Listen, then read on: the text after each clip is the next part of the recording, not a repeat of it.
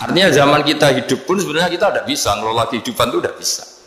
Nah kalau sama nggak bisa nanti setelah mati juga tidak bisa. Ya sudah, ketika kita hidup yang ngelola juga Allah, ketika mati juga yang ngelola. Bedanya apa? Nah, ini di sini terus kita dilatih inna sholati wa nusuki wa mahyaya wa mamati lillahi rabbil alamin. Tapi kenapa kita ragu terhadap kehidupan setelah kematian? Karena ketika kita hidup seakan-akan kita tahu cara hidup. Makanya Allah itu tersinggung betul ketika ada orang merasa bisa ngelola cara hidupnya. Makanya kata Allah kalau gojlok orang-orang yang kepedean itu, kalau kamu top, mbok jangan mati. Itu falaula in kuntum ghaira madinin tarji'unaha in kuntum shadiqin. Kalau kamu merasa top itu jangan mati. Di mana-mana mati itu tidak top.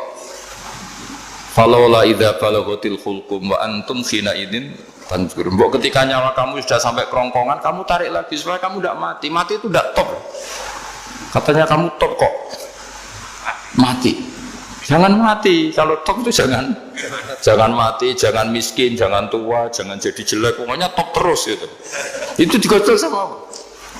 Tapi orang itu lupa bahwa nah ketika sehat begini kita seakan-akan ngelola kehidupan. Nah gara-gara merasa ngelola seakan-akan kalau mati lalu saya gimana ya kalau mati. Nah cara berpikir masyarakat gini, kalau kampung ini mau dibalik sama Allah, mau ada adab, logikanya yang tahu akan ada adab itu pasti sudah pergi. Padahal Nabi Yunus pergi ini bukan karena takut adab, mangkel. Nabi Yunus itu minggat tadi abaqo itu. Abaqo itu kalau dalam bahasa Arab pergi gak pamit ya. Kalau orang Jawa bilang minggat. Kalau itu sebenarnya saking mangkelnya, saking emosinya, beliau akhirnya meninggalkan kaumnya tanpa pamit. Tapi kaumnya itu menjadi tahu bahwa ini serius Yunus. Buktinya dia agak berani di kampung, berarti mau ada adab betul itu. Dan efek positif dari teori itu, teori kultur tadi. Akhirnya mereka tobat. Saat itu juga mereka wiridan di lapangan, terus semua kesalahannya diselesaikan. Sampai ada rumah yang sudah dibangun permanen karena di tanah tetangga, dirobohkan saat itu juga. Bahkan ada batu yang dulu nyuri, satu dua batu yang dulu hasil nyuri, saat itu juga dirobohkan, dikembalikan sama punya. Hari itu semua kedoliman diselesaikan. Ini penting saya utarakan, jadi tobat itu tidak hanya istighfar. Kalau istighfar ribet, tobatnya orang punya utang terus istighfar gitu kan ribet. Kan ribet itu. Ada punya utang terus minta maaf itu kan ribet itu. Harus diselesaikan itu. Tobat. Tobat diterima sama Allah. Batas akhir finish dari harusnya ada adab, misalnya Senin, Selasa, Rabu, harusnya Rabu itu sudah kena adab. Ternyata Rabu itu tidak kena adab. Nabi Yunus sebetulnya juga penasaran kampungnya itu kena adab tidak. Dilihat dari jauh ternyata tidak. Tambah kecewa dia.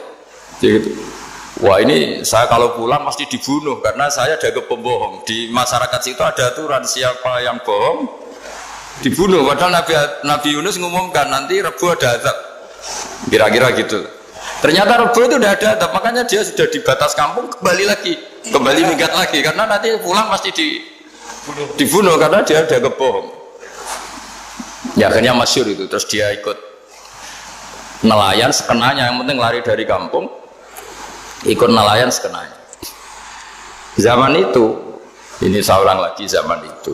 Nanti ini efeknya nanti ke tauhid. Zaman itu para nelayan tuh kayak sepakat. Kalau ada kapal atau perahu kok mau tenggelam, itu pasti ada yang minggat. Hanya minggat itu pergi tidak terhormat itu. Terus fasahama fakana minal mudhadin. Nah dulu tuh orang sudah punya peradaban. Ini cerita kultur, sudah punya peradaban. Punya peradaban. Ya sekarang gini, kalau nyemplungkan salah satu kan tidak adil diundi. Ternyata yang keluar dia Nabi Yunus. Terus mereka tahu ini orang nggak pantas dikorbankan karena Nabi di mana-mana itu ganteng. Memang Allah itu punya sunat unik. Nabi itu harus paling ganteng di kampungnya. Nasabnya juga harus paling baik. Kabar-kabarnya juga istrinya harus paling cantik. Itu memang aturannya gitu. Nggak tahu saya. Dulu saya juga janggal. Kenapa Nabi aturannya harus gitu? Angen-angen di pemimpin elek ya isin itu maksudnya. Misalnya pemimpin dia masak keriting itu kan piye gitu rasanya itu. Jadi Nabi itu pasti itu paling ganteng di kampungnya, terus dari nasab ya terbaik, terus rata-rata istrinya itu ya selain solihah itu ya paling ganteng. Karena ya dibully kan, Sawardi ini jadi Nabi, bujone elek kan juga ribet kalau misalnya ada yang bully gitu kan juga ribet. Singkat cerita terus dia akhirnya ditenggelamkan,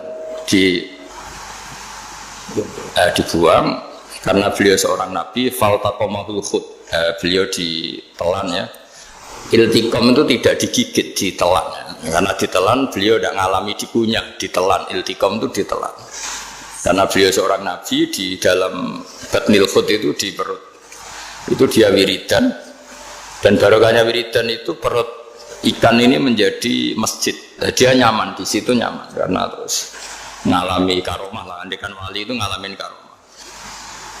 Nah kesimpulan dari cerita ini itu apa? Masyarakat itu akan selalu dengan kulturnya sendiri.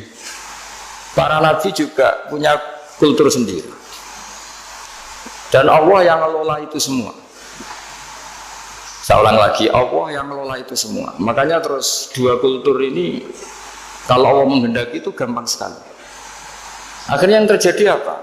Nabi Yunus jadi kasih sanksi Allah karena pergi tidak pamit. Masyarakatnya justru enggak karena tobat. Dan tobatnya masyarakatnya ini karena kekeliruan Nabi Yunus. Keliru dengan makna bukan dosa.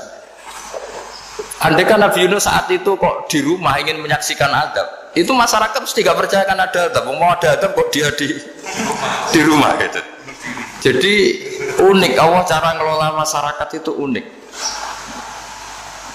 Nah dari keunikan-keunikan cara Allah ini kemudian lahirlah ilmu yang bernama ilmu tauhid, ilmu tawakal, ilmu pasrah nang pengiran gitu. Karena kemarin pas Pak Yusuf sama Bu Sulis sowan saya itu tak beri cerita agama itu milik Allah. Sehingga teori yang dikatakan manusia itu ya teori saja, tetap semua itu di tangan Allah. Ya saya saat itu cerita, misalnya saya ditanya, ini besi, materi besi dengan kaca itu kuat mana? Mesti kita menjawab kuat besi. Tapi saya yang mengendalikan besi dan kaca. Ternyata saya punya merencanakan menghancurkan besi, menetapkan kaca ini tak simpan, akhirnya puluhan tahun. Yang ini saya rencanakan saya hancurkan gitu. Andai kan si yang menjawab tadi tahu rencana saya mesti kuat bilang kuat kaca. Gitu. Semuanya contoh paling gampang tadi. Dinosaurus itu hewan paling kuat malah musnah. Pitik yang nggak kuat sampai sekarang. Karena Allah bikin dinosaurus itu punya rencana dihancurkan ya. Sementara ayam enggak, gue rame-rame dunia gitu. Sehingga ya sudah. Nah, agama itu seperti itu. Agama itu sesuai rencana Tuhan. Sehingga ini cerita Nabi. Sehingga Nabi itu kadang nggak tahu bedanya antara sesuatu yang punya data, punya perangkat-perangkat untuk menuju A misalnya, itu nggak tahu bedanya. Jadi kalau Nabi ditanya misalnya gini, onta itu lahir dari betinanya, dari indukannya bisa, ya bisa. Lahir dari batu, jawabnya ya bisa. Kalau dia seorang Nabi pasti jawab bisa. Jadi kalau Nabi ditanya mata air itu keluar dari bumi kedalaman 7 meter, bisa. Keluar dari sini, dari meja, jawabannya ya bisa. Karena Nabi itu saking dekatnya Allah, tahu betul bahwa perangkat di dunia ini tidak bisa mendikte Allah. Semua itu kehendak Allah. Logika yang terbangun Nabi itu sebenarnya gampang ya. Kalau kita teliti itu hanya gampang itu, sesuatu yang benar itu pasti bisa dijelaskan secara gampang.